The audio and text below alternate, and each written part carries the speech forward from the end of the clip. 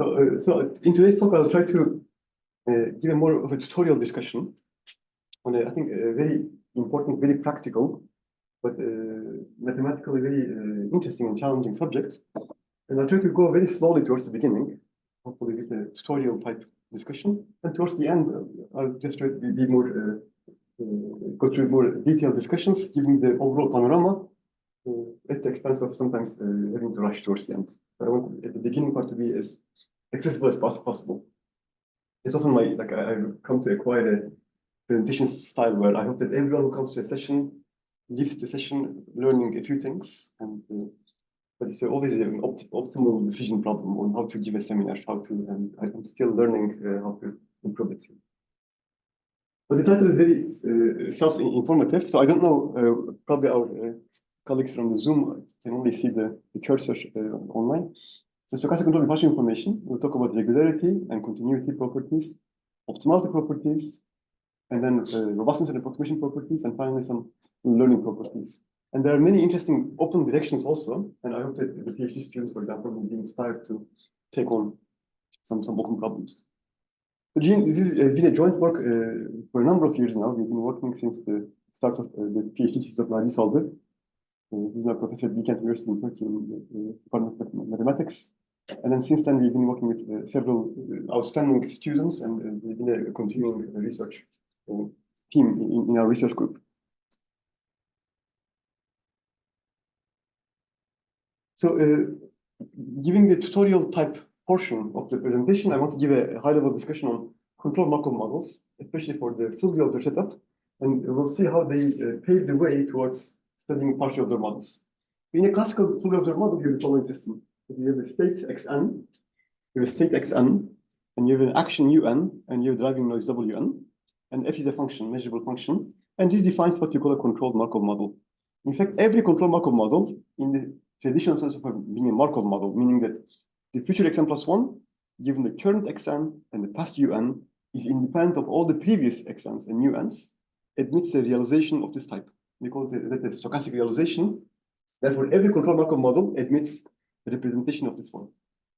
And here Wn is an IID noise sequence. Without any loss, you can assume it to be 0, 1 valued. 0, 1, the continuum, the compact set interval. Here Xn is a state, Un is a control, and we assume that our state spaces are what you call standard Borel spaces. These are complete separable metric spaces. But you can just assume them to be Rn or a countable space. And every standard Borel space is isomorphic to either Rn or a countable set or a finite set. So anyway, there's really not much loss. But unfortunately, we have to be general, because when we talk about partially observed models, it's inevitable that we have to expand our spaces beyond the finite dimensional setup. So now, given then this description, we call the conditional probability of the next state, given the current state and the current action, a transition kernel. So tau is going to be our transition kernel, which is a conditional probability measure, meaning that for every x and u, it's a probability measure on the next state variables. And also for every Borel value here, it's a function of the previous x and u's. Now, in control theory, the big question for us is to be able to come up with a good way to select the u's, because the selection of un's is the big question in control theory. And what distinguishes stochastic control from deterministic control is that the information structure becomes extremely important. Something, for example, if you are just starting your PhD or master's, in undergraduate control, you often only focus on the linear systems or nonlinear systems, but deterministic. But for such undergraduate level deterministic systems, information only manifests itself through what you call observability. And beyond observability, there isn't really much informational aspects. And then you talk about closed loop and open loop, and really fundamentally they're not very different. But in stochastic systems, what access you have to becomes what information you have access to significantly changes the solution concept in game theory and the way you approach the problems also. So in fact, that's why it's such a fascinating area. It's an information science with still many open problems when you go to the partial observed setup and the multi-agent setup especially. Now for the full observed setup, which is the case in which the controller can select the actions having access to the previous and current xn and the past uns, is what we call a fully observed setup, because I know the state fully. Then in this paradigm, in this domain, you can talk about policies which are admissible. These are policies which can have access to the past data, which are Markov. These are the policies which can use the current state, but also the current clock information, current time information, or they can be stationary. These are policies which map the state to action in a time invariant manner. So the controller's goal is often to try to achieve some objective. This can be some cost minimization. This can be some constraint satisfaction, such as stability, or for example, some robustness properties. So typically, we have the following optimality criteria. For example, we have a finite horizon cost criteria. We have n is the horizon, c is our first stage function, and then cn is our terminal cost function. One talks about discount cost criteria. In the discount cost criterion, what you do is you look at the entire horizon, and you discount away future costs, but you also keep an eye on catastrophic events in the future. So you want to make sure that if there's an instability awaiting you, you keep that in mind. So it's a very, very rich modeling which allows you to trace between the patient case where beta goes to 1, or the inpatient case where myopic case where beta goes to 0. And in fact, for many applications, you adjust the value of beta depending on the application. As beta goes to 1, in fact, you can show that there's an intrinsic connection between the average cost and the discount cost problem, which I'll be discussing shortly. And then you can also have other criteria. For example, you can talk about risk sensitivity, where you don't minimize the expected cost, but you minimize the expected moments of the cost for an exponential cost criterion. And this has applications in many areas, especially in financial mathematics.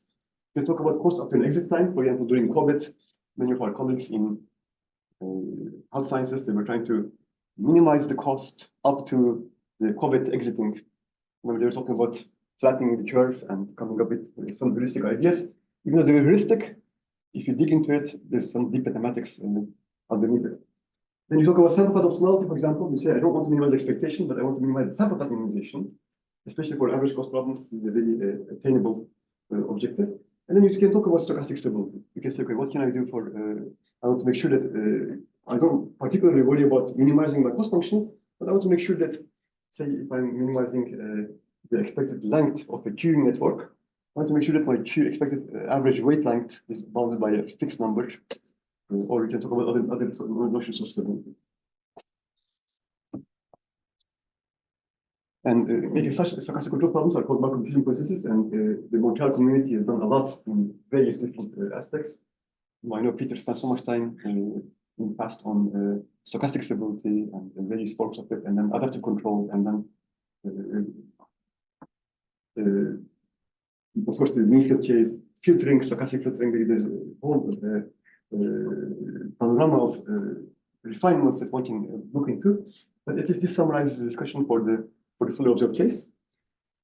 Now to study, so even though these are fundamentally important, what I want to point out is that even to study this basic criteria from the fully observed case, one has to try to understand some regularity properties.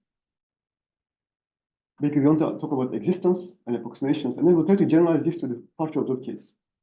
So therefore, we have to really understand some proximity notions, and in particular, some notions of convergence or probability measures.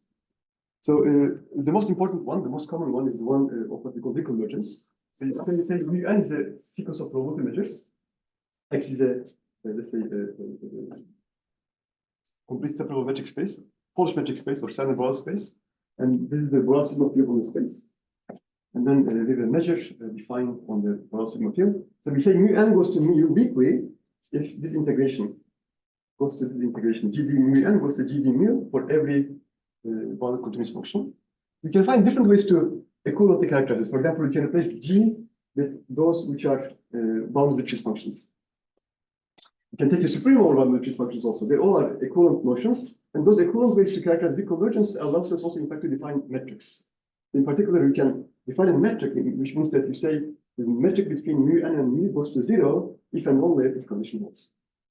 This gives us a metric structure. For example, the second notion of convergence, which is also very natural, setwise convergence, to say that mu n goes to mu setwise if for every set b, mu n of b goes to mu of b. Equivalently, you say that this integral goes to this integral not for every continuous and bounded function, but for every measurable bounded function.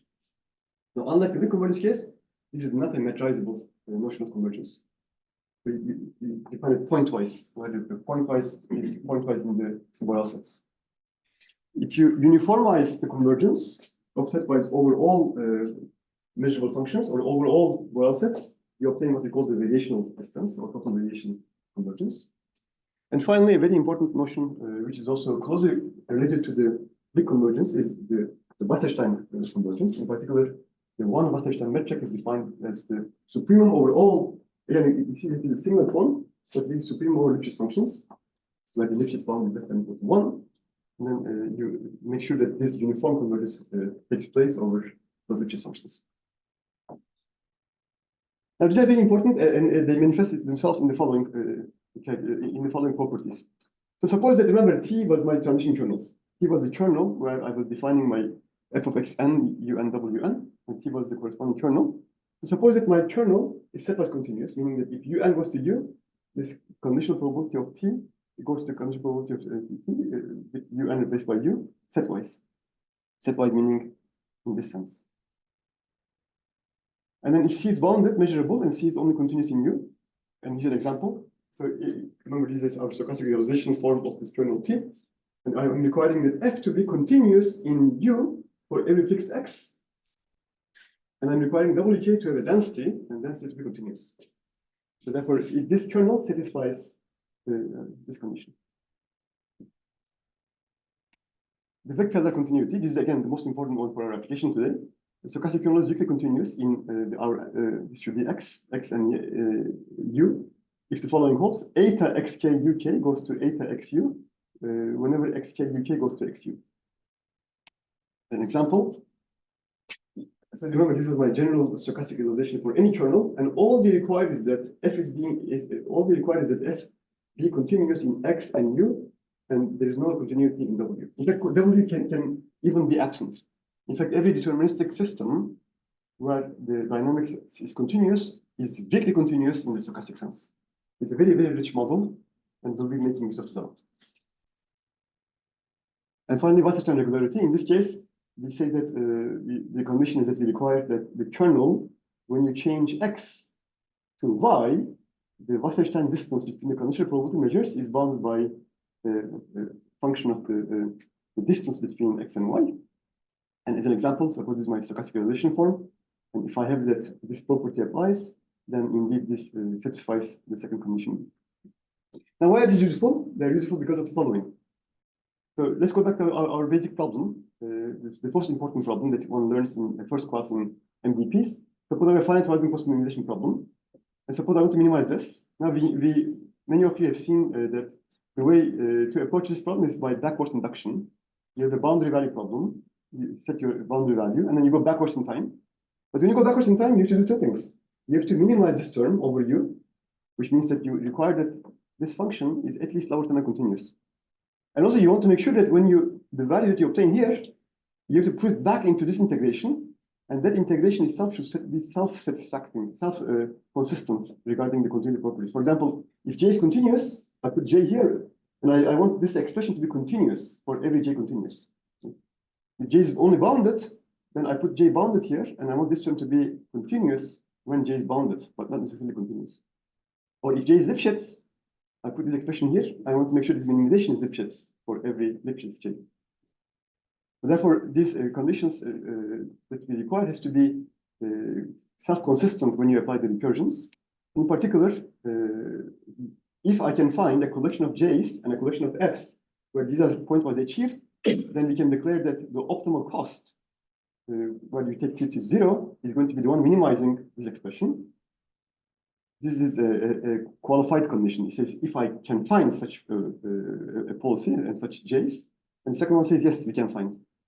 In particular, if you use compact, and under either of the assumptions that you obtain, setwise continuity, Victor continuity, or Wasserstein continuity, there exists a minimizing control policy. Furthermore, under Victor case, the function is continuous. Under the WA case, Lipschitz, and under the strong continuity case, it's Borel measurable. So you see, those regularity properties, even for this basic model, they become essential for us to be able to understand some regularity properties. And later on, we'll make use of these in our approximation properties. And then when you go to the discounted cost case, we have a similar approach. For the discounted cost case, often one talks about what we call the discounted cost optimality equation. This is the Bellman recursion when you take infinity replaces infinity with t. solve Bellman updates, and then take to infinity. That gives rise to what we call the value iteration algorithm, essentially. If you start from B equals all zero functions, then the pointwise limit becomes a lower bound, and then you show that the pointwise limit is in fact an attainable lower bound under a mild regularity condition, which is that when you discount the future value functions away, the value will go to zero. And in this case, V is your value function, and the F, which realizes this minimization, gives us a stationary policy, which is our limit. Just as before, under the WF differential condition, V is continuous. Under the strong condition, V is bound measurable. And under the Butterstein regularity condition, V is Lipschitz. And this last property was used, for example, in our approximation results extensively. So these are very, very useful properties. Now, the average cost. The average cost problem is also very important for many applications. One wants to make sure that in the long term, we have a system which is performing optimally. And this is very different from the discount cost case, but mathematically, there are many related properties. There are three primary techniques to solve this problem. The first two are very much related, and they are meant to achieve this equality, which we call the average cost optimality equation. It's the average cost counterpart of the discount cost optimality equation. In the discount cost case, there's no G, there's a beta here. Here you take the beta out, and then there's a G here. In fact, that suggests a way to manipulate the equation on how to go from the discount cost to the average cost problem. And often you talk about different techniques. One is to try to show that this map itself is a contraction. And the other technique is what we call the vanishing discount approach. In this case, you solve the discount cost problem. You subtract a given value. You call it the relative value function. And then you let beta go to zero. And you try to find conditions for which you can find your way from the discount cost to the average cost problem. A very different paradigm is what we call the convex analytic method. In this case, you look at the occupation probabilities of the state and action histograms, state action empirical distributions, and you show that for every policy, you can find if you can find a subsequence which converges, then you are guaranteed to find an optimal solution among policies which are stationary.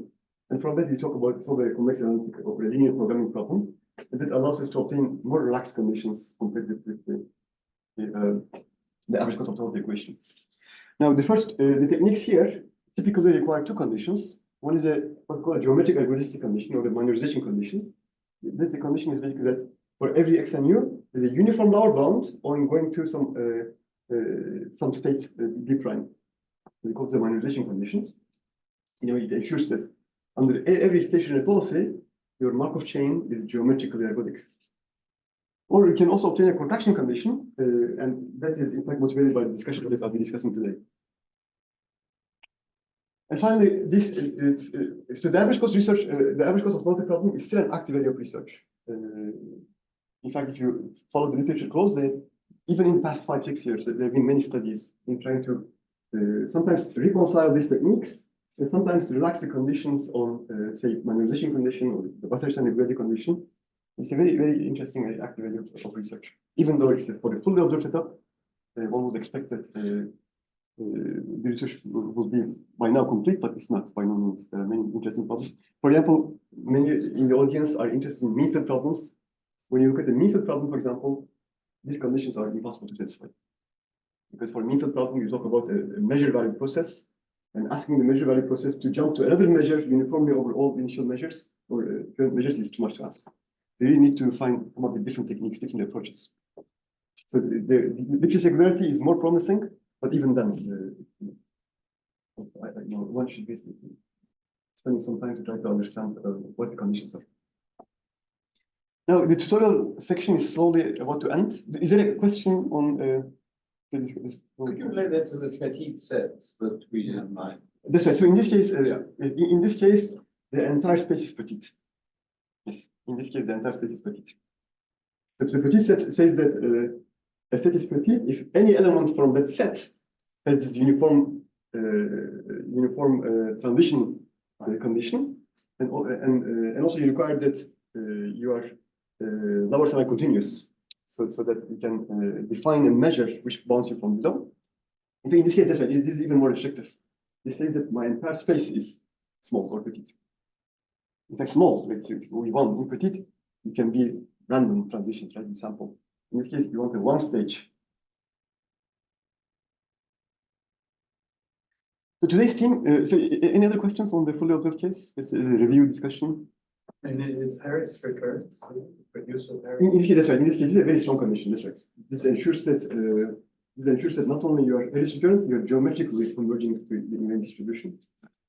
In fact, this is a very restrictive condition. In fact, that's why, for example, the passage regularity is quite exciting, because I think when you go from the fully observed case to partially observed case, or even like to mean-fit problems, right? You talk about measures, right? With measures, you go very slowly, because it's like a deterministic process almost. The deterministic process won't be jumping all over the place, unless you have some common noise, and then you can find ways. But sometimes they're not very convincing for some applications. So what is the result of it? It's about stating conditions under which you can write the Bellman equation. For average cost, that's right. So for average cost problems, you can attain this equation. And once you attain this equation, the minimization of this will give you the optimal policy.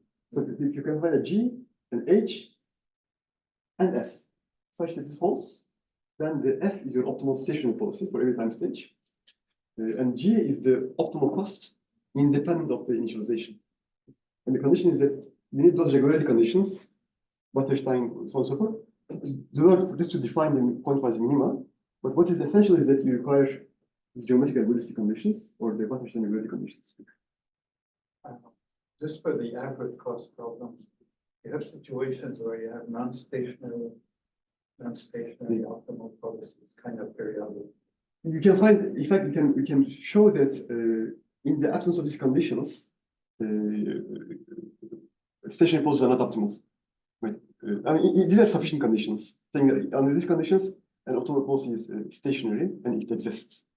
If these conditions do not hold, then yes, you can construct examples where stationary policies are not optimal. There's a counterexample, I think, which is very cited by Ross. Right, let me show that. But you see, for discount cost, things are much more direct, because this beta gives you a contraction, and whereas so we will make the observation that manualization is too much to ask often for partial models. Yes, Paul. Is there also any necessary condition for that fixed equation to be correct, or we only know sufficient condition? So this is also, so the contraction-based methods are sufficient conditions. The convex analytic method, they're almost necessary conditions. Almost necessary conditions. There you don't use contraction. There you don't use contractions. But no, we don't really have a necessity condition for. You see, it's like in optimization, right? It's very hard to find the conditions for which this has to hold for there to be an optimal solution, right? Because you can always construct an example where you're not continuous, but your pointwise minimum exists, right? So it's very hard to come up with a necessity condition for optimization. But you can ask the question: what's the necessity condition for a certain algorithm to converge? Right? Then yes, then you can ask. Then for those. These are almost necessary conditions. So today's theme is on the partial observed case. But all the discussion so far will be very useful for our analysis here. So in the partial observed case, there's a hidden process, xk, which I'm controlling, but I only see the measurements. So here our state, our actions, the driving noise, system noise, the system state, which I don't see, the measurement noise, and the measurement that I have access to. So many problems, in fact, in practice, forms into this part of this paradigm. So imagine I'm a doctor, and I'm a patient who comes to see me. As a doctor, I only see data from the patient. So I only see some blood samples and how this patient is feeling, some family history. But every patient is very complex. Every patient has different DNA, different, right? But in fact, our colleagues in health sciences, in social sciences, they all are slowly acquiring the machinery here, and they're using machine learning algorithms. And it's very important to recognize that often what they deal with is not a fully observed model. It's a partial observed model. It's a very rich paradigm. In fact, when you add multi-agents, it's even a richer framework. It's important to understand the limitations of what this model brings. So these are some technicalities. So here I'm viewing this G as a kernel from X to Y. So in a way, this Q is a kernel from Xk to Yk. And this T is our old T, our transition kernel. So then in this case, we have two kernels. We have our transition kernel, which tells me how my hidden state evolves. And we have our measurement kernel, which tells us how the measurements are mapped into actions. States are mapped into measurements. So in this case, as you can see in this image, for example, the controller only knows the measurements. So there's no state. I don't know the state. I see the measurement and I see my past actions. And this is what I have. This is what I have to use to be able to come up with my action. So it's not fully observed, it's partially observed. Is there a question from the audience? Now, suppose I give the following cost criteria, discount cost criterion and the average cost criterion. So we call such a model a PMDP. It's partially observed Markov decision process.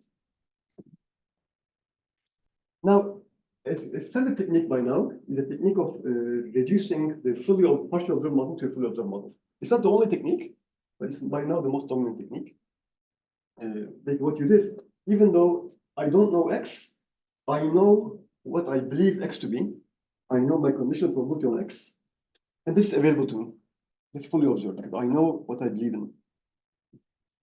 So then the idea is that then you look at the properties of the conditional probability measure on the set of my information, and we call this the filter variables. Just like the way we do in the Kalman filtering setup. My conditional probability. In the Kalman filter is a special case because in the Kalman filter case, it's a Gaussian process. For a Gaussian process, the measure is defined uniquely by the mean and the covariance. Therefore, if you just know the mean and covariance, we specify the entire measure. But in general, these conditional probability measures cannot be uniquely identified by a finite dimensional characterization, unlike the Gaussian setup. And then we can show that basically the process, this Z process, the conditional probability process, is itself a control Markov chain. Meaning that given the current ZT, my current conditional probability, and my current action, the next conditional probability measure is independent of the previous conditional probability measures and previous actions. Just like in the fully observed case. And in fact, you can compute explicitly, how the eta, this conditional probability measure, evolves. So in particular, so if I call eta to be my kernel for the conditional probability process,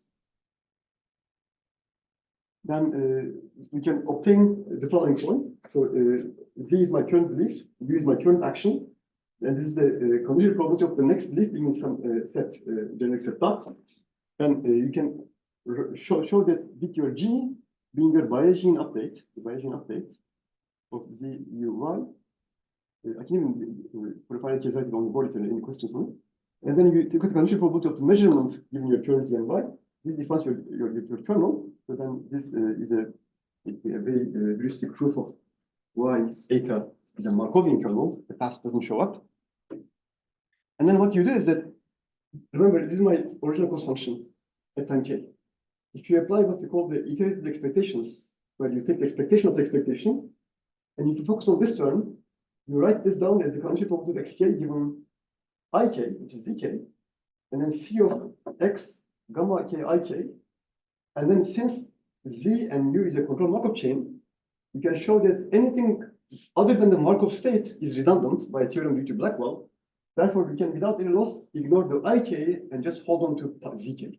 Therefore, this ZU defines a control Markov process, with state space being a set of probability measures on your state space, U being your action space, C tilde being this effective equivalent cost function given here, and eta being this kernel.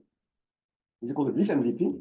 And you can, by the reason I mentioned earlier, an optimal solution is going to be using Z as a sufficient statistic.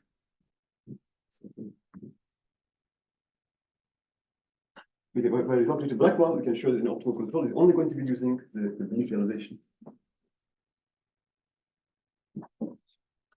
Okay, now, so far what we've achieved is that we obtained the MDP, but now we have to tie back the discussions here with the regularity results earlier.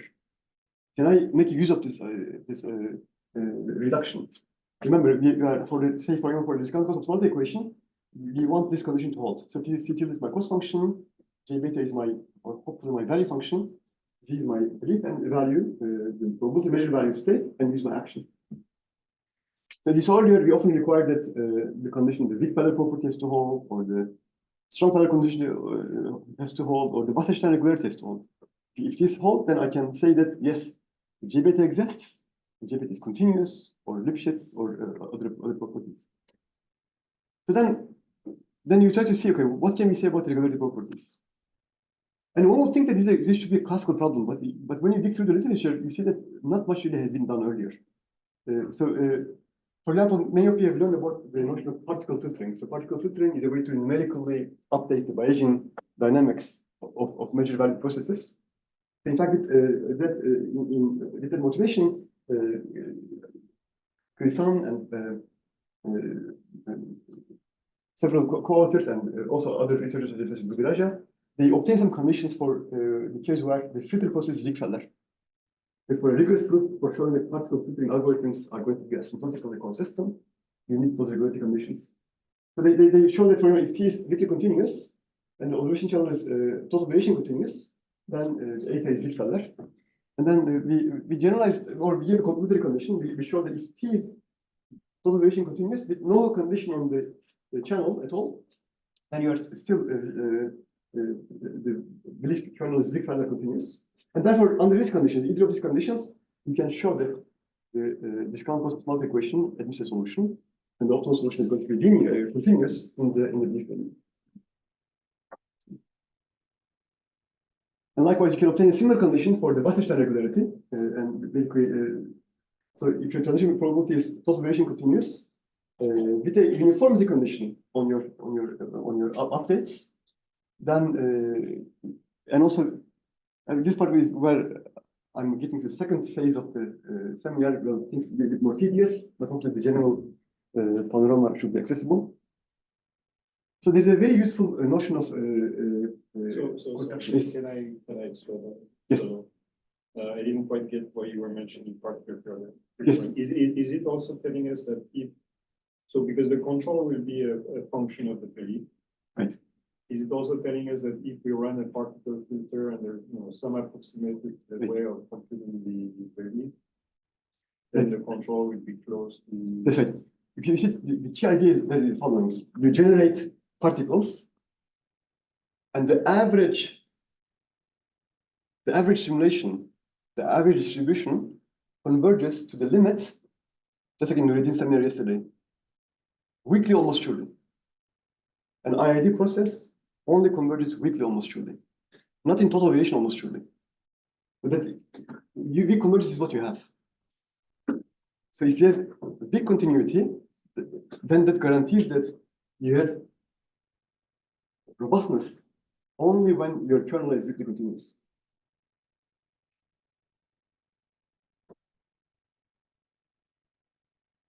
So the operation coefficient of kernels, in a sense, allows you to obtain a way to give a contraction property of transition kernels. In particular, it has, if you case a kernel, then what you do is you try to partition the range, and then you take the infimum over all pairs and infimum over all partitions, and then you sum the columns pointwise by taking their minima. And if this term is positive, then we say that the operation coefficient is positive. And then what you can show is that basically under if K2 given by our uniform transition probability, diameter of my state space, and this is my operation coefficient of the measurement kernel, then I have Wasserstein regularity. So in a way, you can also obtain a Wasserstein regularity of your belief MDP also. So therefore, under the conditions given earlier, under the conditions given here, then my belief MDP is not only Wigfeller, but also is Wasserstein continuous, meaning that my optimal solution then is going to be Lipschitz continuous. And furthermore, I have an average cost of optimality equation also. In particular, if K2 is less than 1, I also have an optimal solution for the average cost problem. So now, so far we talk about some regularity properties. First for the full observed case, and then we try to map them to the partial observed case for the criteria we had mentioned earlier: discount cost, average cost, Wigfeller continuity, and Wasserstein continuity. But then, in practice, then one wants to be able to compute solutions, and this is why one wants to talk about numerical methods and also hopefully also learning related aspects. Because even when x is finite, the set of probability measures on x will be a continuum. And really trying to obtain optimal solutions is not an easy problem. And there exists, especially our colleagues in computer science, they've come up with very beautiful, very interesting algorithms, but often with no rigorous results on why they converge. But even though they're very interesting numerical methods, which I'm still trying to keep up with. Now, then how can we approach this problem? And this is a classical problem. Like robustness is a classical problem. There's a long history of this problem. And let me give you a general framework of how one can approach this problem. So suppose that T is my true kernel, C is my true cost function, and I'm trying to have this cost function. And I want to find an optimal solution for this true kernel and the true cost function. And suppose that instead of this true kernel and true cost function, I have an approximate kernel and an approximate cost function. And you ask the question, if I solve this minimization problem, is it the case that my minimum will converge to the minimum of the true problem? Anyway, in what sense, when Tn goes to T and Cn goes to C, the value converges? This is a continuity problem. And the more important problem is what we call the robustness problem, because often in practice, in control theory, in engineering really at large, we idealize models. We have a non-linear system, we pretend it's linear. We have a stochastic system driven by a non-Brownian noise, we pretend it's Brownian. We solve it, we apply it to the true model, and we hope that things will work fine. So anyway, suppose that I try to solve this problem, I come up with a control policy optimized for this problem, I apply to a true problem. Is it the case that the value function converges? This is a very important, very classical problem, and there have been many, many studies. So with our contribution on this problem has been mainly for a case where we have weak continuity conditions. So for a case with Lipschitz continuity and total variation continuity, our colleagues earlier had worked, Langen, Bertsekas, Stiglitz, there have been many, many studies. And also there's a very general paradigm introduced by Subramanian and Aditya's research group in this general framework. And also in continuous time, there have been some recent studies also. In particular, one can show that, for example, if you have weak convergence, with a qualifier, what we call continuous convergence, meaning that I want not just Tn of xu go to T of xu, I also want that Tn xn un goes to T of xu, where xn goes to x and un goes to u. Anyway, this gives me what we call an equicontinuity condition. And this is often what we need for weak convergence to be sufficient enough. We can discuss this maybe later on with the questions of this. So this is a general paradigm of how we can have a robustness framework for a solution you obtain for an approximate model applied to a true model. And this approximation can be through quantization. Also, it can be through learning or other techniques. Now, with that in mind, we'll find out two techniques to approximate the belief valued MVPs. So in one, what we call, I'll call this the quantization model.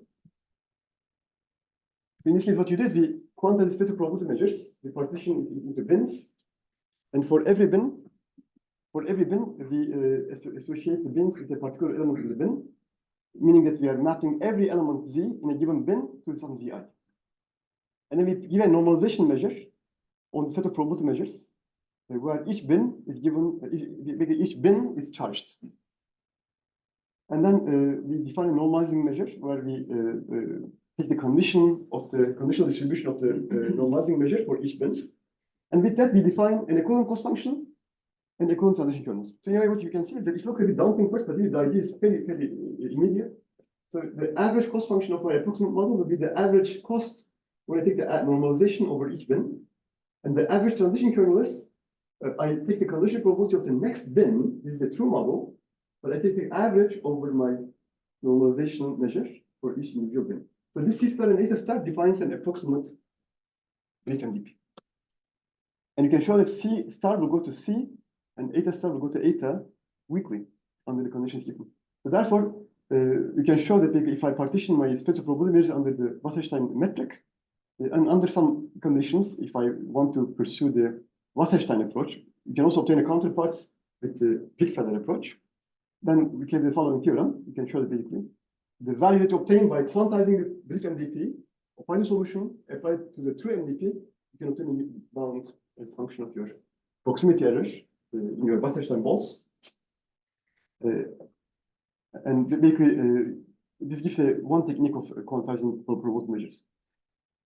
But even though it's constructive, it requires a lot of updates, especially Bayesian updates, which we want to avoid. And with that in mind, I want to introduce a second technique and maybe a more practical approach. I know Jerome is working also on robotics. Maybe it's a bit more suitable for some robotics applications. And this technique is. What is alpha C? So alpha C is our the Wasserstein the Lipschitz coefficient. Oh.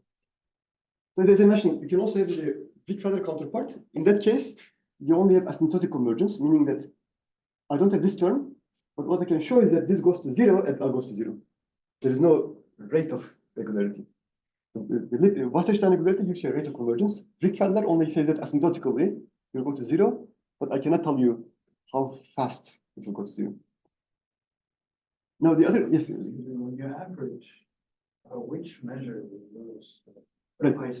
So any average is fine as long as every bin is charged. Because in a way, I'm approximating every bin. So this is my probability measures. And as long as every bin is charged, it doesn't matter. It can be a direct mass as this. It can be some uniform distribution on this. But I just want every measure to be charged. Now the second technique is what we call the finite window technique. Something I think a lot more practical. But for the finite window technique, we need some background materials. And this is the notion of filter stability. Now, suppose that mu is my true distribution, true initial prior, gamma is my policy, and n is the time I'm at. And I define the conditional probability of the next time stage, given the past, as my conditional predictor. And the filter is as we defined earlier. Mu is my initial prior, gamma is my policy, and is the time stage, and the conditional probability of the current state, given the past information, the current and past information. This is my filter realization. Now, the filter stability problem says the following. Suppose that this is a true prior, but I happen to believe that my initial prior is not mu, it's nu. And is it the case that as I collect more and more data, the data overrules the incorrect prior? It's something we face in our everyday lives all the time. Like we all have biases, we all have opinions, and data comes to us, and sometimes it takes too long for us to change our opinions. Right? Sometimes if you are stubborn, the data is hopeless, or it cannot overrule our incorrect prior. So the filter stability problem is concerned with the merging of the incorrect initialization with the true environment as n goes to infinity. This is the filter stability problem. And you can talk about, because you talk about merging, then when your probability measures, it's unavoidable that you have to quantify what you mean by this. Then you talk about different notions. For example, you say that I can merge weakly almost surely, I can merge weakly in expectation, I can merge total variation almost surely, total variation expectation, relative entropy. You can maybe go in so many different directions. But what's important for control is that, because in control theory, as you know, there's a dual effect. Your policy affects the way your estimation error evolves. Except when you have separation of estimation and controls, which is a very special case, very unique case, for example, for the Gaussian setups, for the commutative setup, for example. And also for some minor extensions, you can show that the dual effect property is absent. Therefore, the control policy does not impact your estimation error. Then you can separate them, even the design. But in general, for nonlinear stochastic systems, that is, you can say this is never the case. Therefore, then we can talk about basically that's why this control is important here.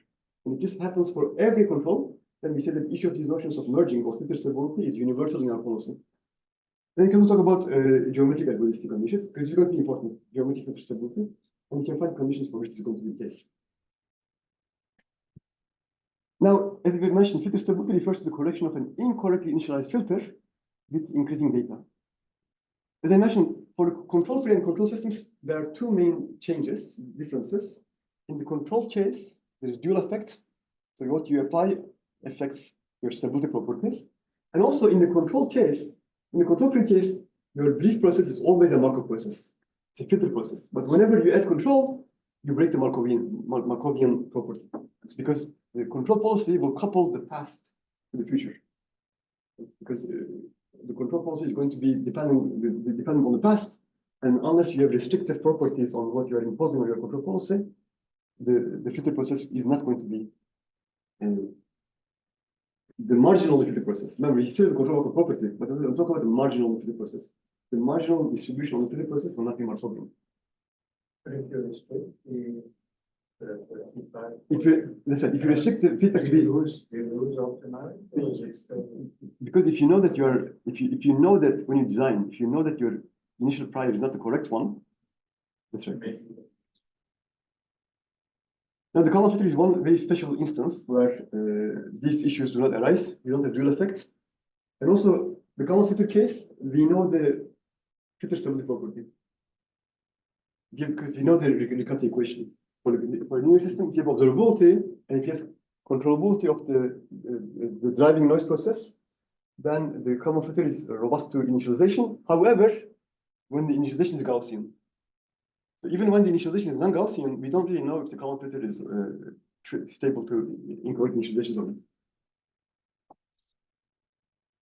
Now, remember our Dobushin coefficient? We talk about the Dobushin coefficient where, so the idea is that you look at the individual pairs, and then you go through the transition matrix, and then you find the minimum pairwise minimum, you sum them up, and you hope that the sum is positive. And you take the minima over also on controls. Now, what you can show is that if, so I define my Dobushin for my kernel and Dobushin for my measurement, and if this term is less than 1, we can show that our filter is, even in the controlled case, is stable. Now, those of you who are familiar with the Dobushin-based contraction argument for fully observed Markov chains, in that case, if you have a fully observed Markov chain, it means that Q is going to be equal to 1, that of Q is going to be equal to 1. Then I have 1 minus delta of T as my transition kernel. And in fact, this is the standard condition for Dobushin contraction. You want delta T to be positive. It's basically in the classical standard MDP, standard Markov chains with no control. You know that this condition applies. Therefore, a sufficient condition for geometric identity is that the Dobushin coefficient is positive. And you see, in a way, it is consistent with that discussion when delta of Q is taken to be equal to positive. Now, in a full observed case, delta Q is 1 because every state goes to the same measurement. Therefore, the Dobushin coefficient is exactly equal to 1 for the measurement.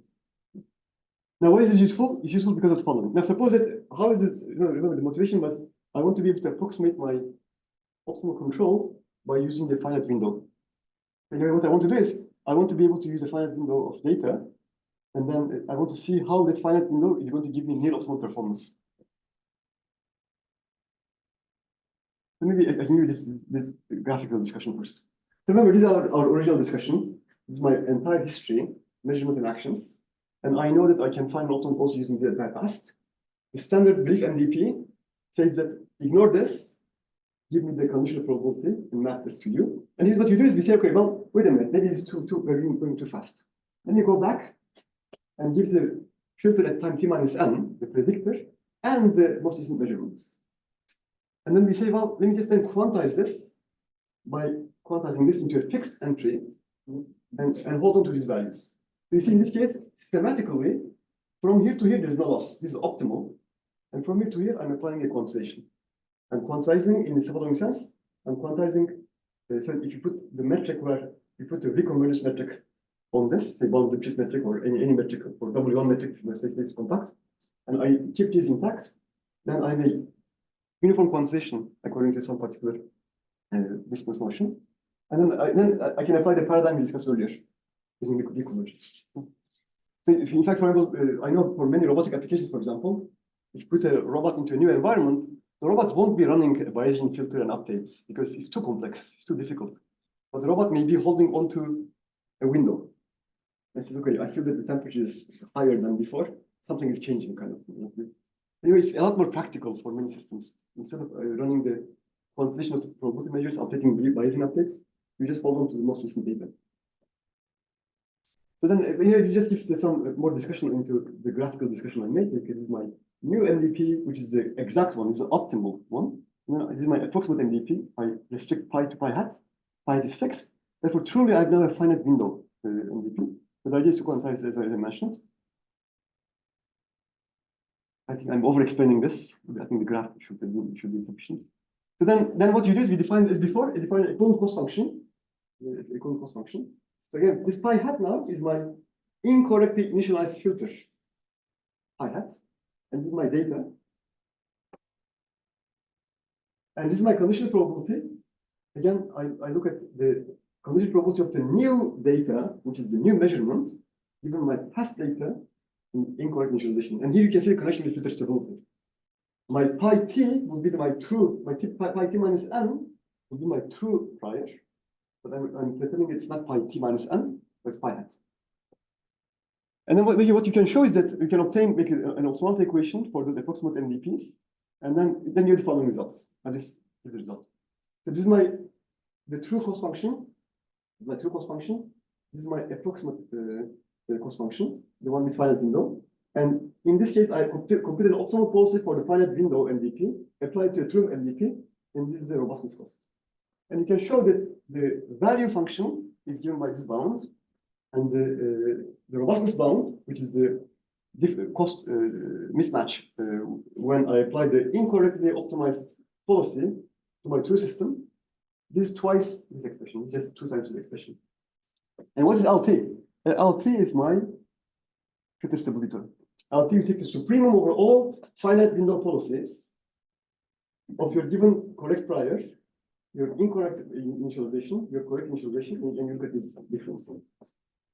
And as I discussed earlier, you can show that in fact this term is geometrically decreasing in the window size under the filter stability condition.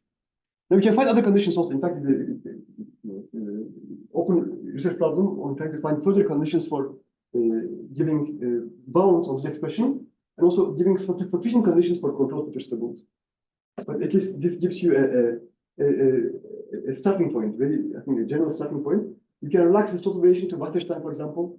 You can relax some of the conditions here to only sub-geometric ergodicity. But the idea is that you can find explicit conditions for when finite window policies are near optimal. So anyway, those of you who are familiar with the linear systems theory, this is something we're familiar with in linear systems theory, right? If my system is observable, I know that I can apply finite window policies. So I can run a Lumberger observer, I can run a filter, I can run an observer, and I can achieve stability. But I also know that if my system is observable, having access to the most recent n measurements will let me recover my state at time t minus n, right? So anyway, finite window optimality manifests itself through observability, right? And filter stability corresponds to observability in the more general setup. And finally, in the remaining times, what I will do is to give the bounds now, explicit bounds, and there's a literature on PMDPs, for example, taken by Janie, Yu, and Versekas. They've studied the average cost problem where they've shown that finite window policies are near optimal using an analytical technique for finite systems. And anyway, this analysis generalized the result to the case where the space is not compact, not finite. Because remember, for this discussion, our spaces are not necessarily compact. They're quite general. Now, okay, then finally, in the remaining 5 minutes, what I'll do is now, so far we obtained regularity properties, approximation properties, but even to be able to compute those update equations, we need to do some conditional probability analysis, which is something is very hard to do. And something, for example, our colleagues in health sciences, on social sciences, when they apply these ideas, they won't do. They just want to work with data. Right? So then this motivates learning. Can we just apply learning for such problems? So those of you who've taken a class on a basic course on, say, reinforcement learning, you know that the Q-learning paradigm is a very rich, very popular, highly influential approach, which is a basic building block for various extensions. So you can find different variations, but the basic block gives you a recipe on how to approach the problem. So the standard Q-learning for a finite state action model is given by the following updates. You choose your Q function, you update your Q function based on your averaging your previous Q function, taking the convex combination of the previous cost function, and the performance of your action as measured by the current realization and the sample path cost of your next best value. And you can make it show that, in fact, if you take the expectation of this term, this is going to give you 2 terms. One is going to be what you call like a martingale difference sequence, and the other is going to be a contraction term. And studying those separately will give you a condition for convergence. And under those conditions, Q will go to Q star, and pointwise elimination of Q star over U will give you your value function. Now, this is applicable only for finite models.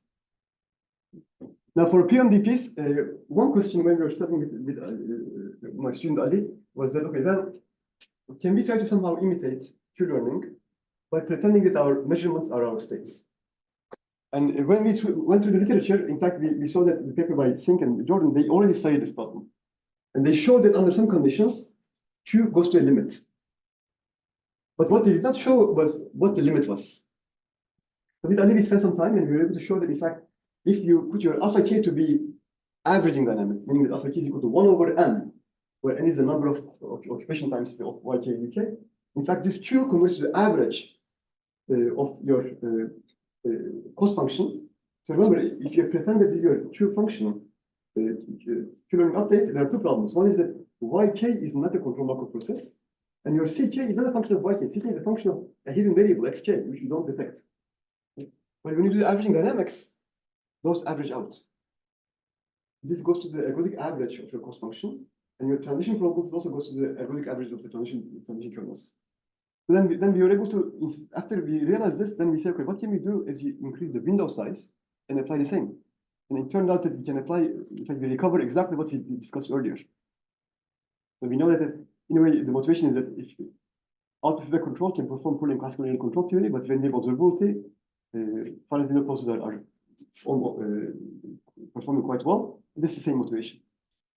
Then anyway, then the idea was, okay, I'm going to apply Q-learning by pretending that IT is my state. Then you just update the following dynamics. You average alpha k's so that the CK's are averaged out to the ergodic average.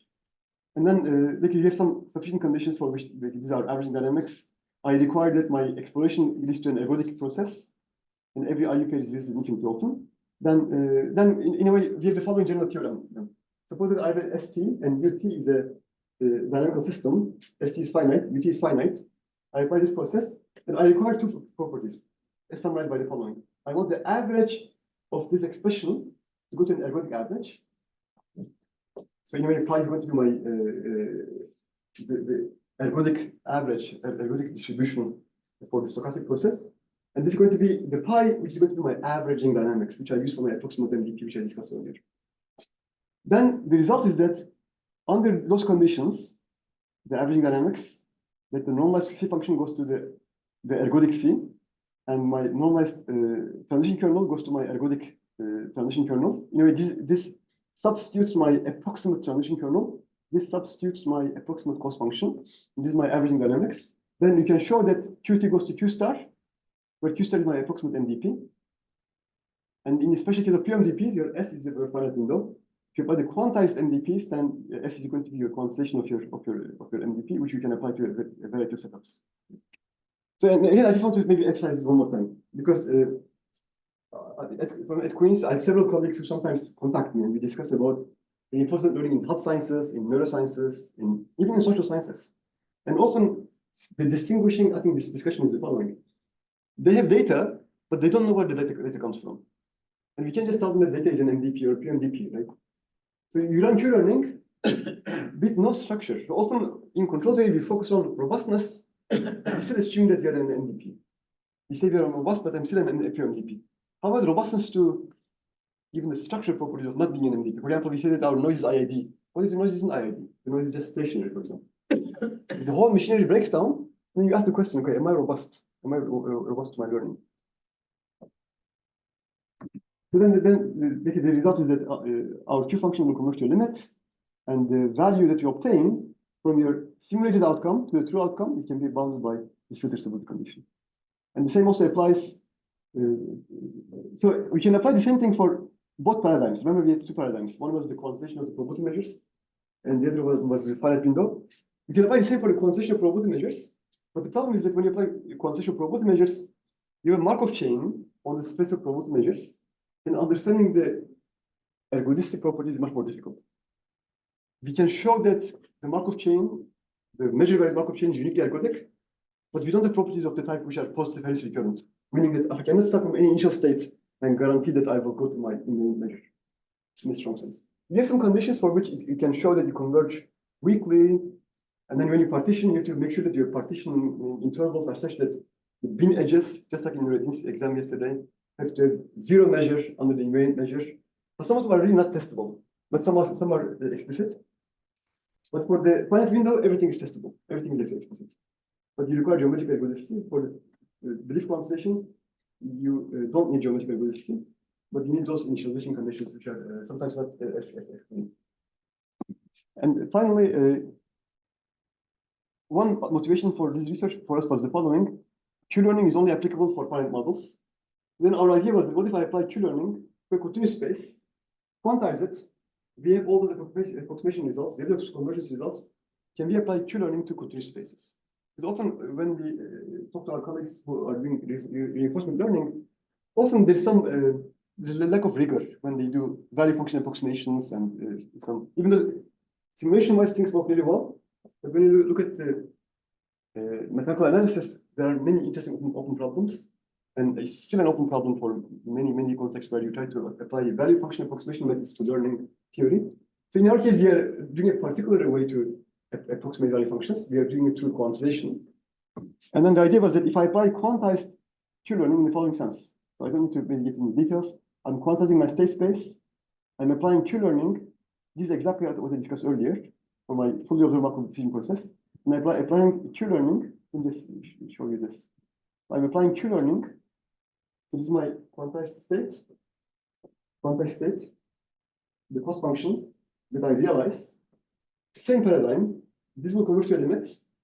The limit is going to give me a value function for approximate NDP. And under the big feather continuity conditions, you can show that the value is going to be near the true value. Under Wasserstein regularity, you can show that you will converge with a rate of convergence, just like we did for the quantization of the belief NDP. So anyway, you're doing the same thing, except now you are in your original space and not in the set of probability measures, which makes the analysis easier. In fact, that's why we did this before with the other part. So then basically you can show that basically quantized Q-learning, where you have a continuous space NDP, you quantize it, you pretend that your quantized values are your true states, you run your algorithm, you go to a limit, you borrow your control policy, apply to the true problem. This is near optimal. So anyway, this is the message for the application. But there's a separate paper on this subject because it was practically very important beyond the belief and setup.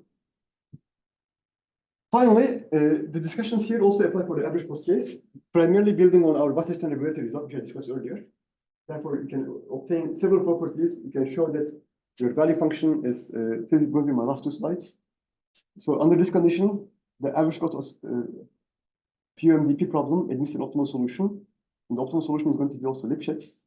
And then you can show that your average cost problem is robust to initialization, thanks to the average cost optimality equation holding. In a way, if I have an incorrect initialization, I apply control policy designed for the incorrect initialization, applied to the true model, then this term goes to zero when your standstill minimum of your value function is zero, but by the ACOE, the standstill minimum is zero, therefore the cost goes to zero.